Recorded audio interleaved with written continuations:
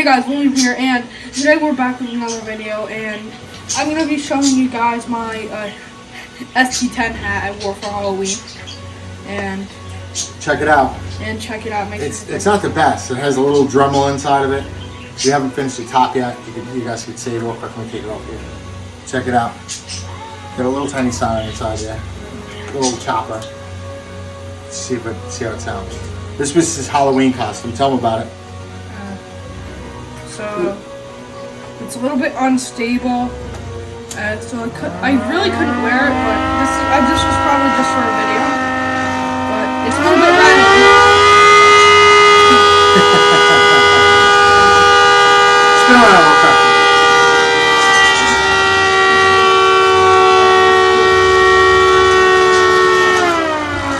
Yeah, pretty cool. It's not really the best, you know. That's pretty well, yeah.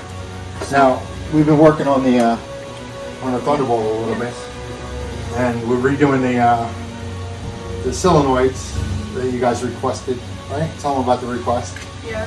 You said that it was leaking too much sound, so. Yeah, I don't know what you did with the other chopper, the chopper part. I think it's back here. I'm not sure. But anyway, just so you guys get an idea how big this thing is. Yeah.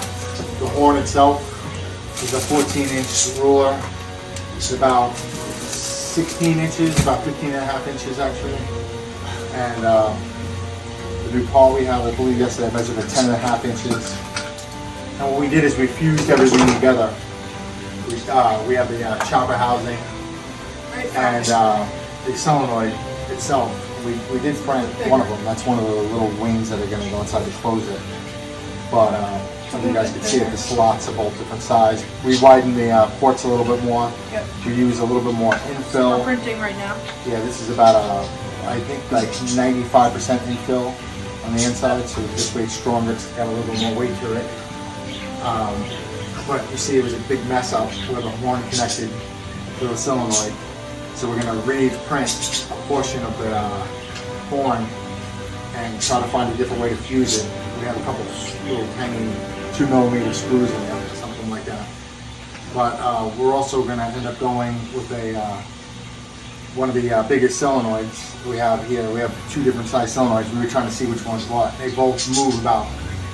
I think one does 10mm and the other one moves 15mm. But we're still working on that. We have to disassemble the whole thing, print the new housing out, and we gotta import all the stuff from this old one back into the new one.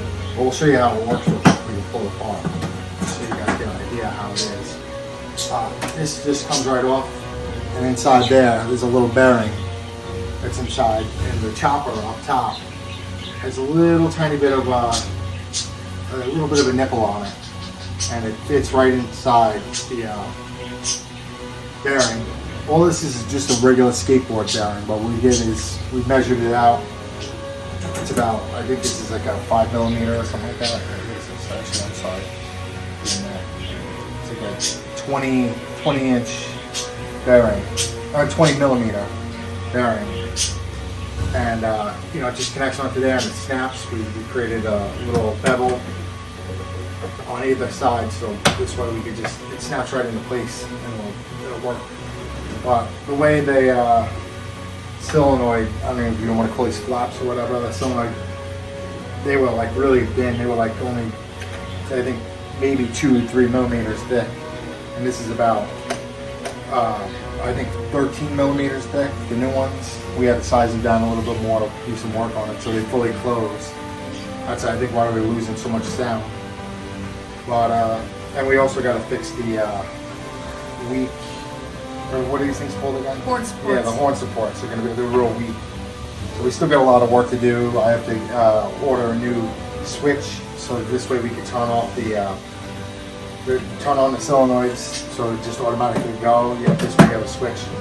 I think we have 3 switches right now, but one of them doesn't work. We have to tell them about the how we're going to program it to do other tones. Yeah, we're going to try to program it to see if we can switch, because I believe this little setting that we have inside this thing, what is it? A little controller that's inside of it. It's hard to see, I got it hooked up right now, it's a mess.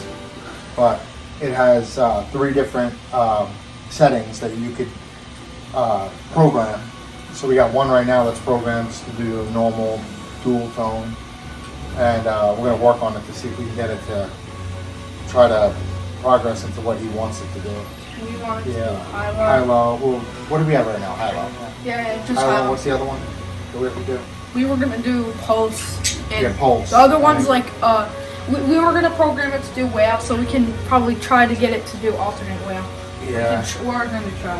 We got a lot of stuff going on, and just so you guys know, a lot of you guys probably are wondering, but we're using an Ender 3 with an Ender XL package, which makes it, I think it was normally 200 millimeters by 200 millimeters print area. This is 400 by 400 print area, and then 500 millimeters high. So we were able to actually print this whole horn in one sitting. It just took like 3 days to do it, but you know, not bad. The whole thing's taken a long time. We had tons and tons of filament and junk we went through. So, if you guys have any questions, We will do a Q&A. yeah, Q&A, please like and subscribe his channel. Or Try to frequently share ask it. questions. Try to share it. And I know you guys are working on your stuff, but you guys never put your stuff on that. You guys got to put your stuff on. If you want us to know about your stuff, please put it on now. You guys, we're eventually going to try to release this to, what's that one we're going to release it to? Well, we're doing it, everything's designed on Tinkercad right now, and another CAD 360 or something like that we were working on. But Thingiverse is what we're going to try to put it on that, And I a think couple other sites, see if we can mark it up. We're going to try to miniaturize this as well once we're done with this. We've just been working on trying to get it to where it's working. You can see we have a lot of stuff going on with trying to figure out how to move this thing properly. And I got to work on another way to try to straighten this out a little bit. There's a lot of weight up front, so we got to work on a way to try to, you know, somehow maybe use rebar or something like that to hold it back. But if you guys have any suggestions that you guys could throw out there or anything crazy, just let us know. okay, so make sure to like and subscribe. And one day, I don't know, we'll probably do a giveaway on.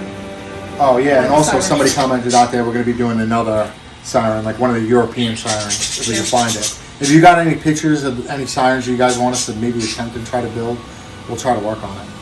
But pretty cool. I was thinking of making like a 2001 siren. Like, Yeah, we're going to make it. We'll move in soon, so as soon as we move and we get to Texas and we get some more pictures of things, we could work it out, see what we got. And we can have a lot more down there because it's actually wild on Wednesday. They do all these crazy sirens and everything. He loves it. Yep, all the All siren videos will be posted on my second channel. I'll make sure to tell you my second channel, link it. And All right, guys, take it easy. see ya.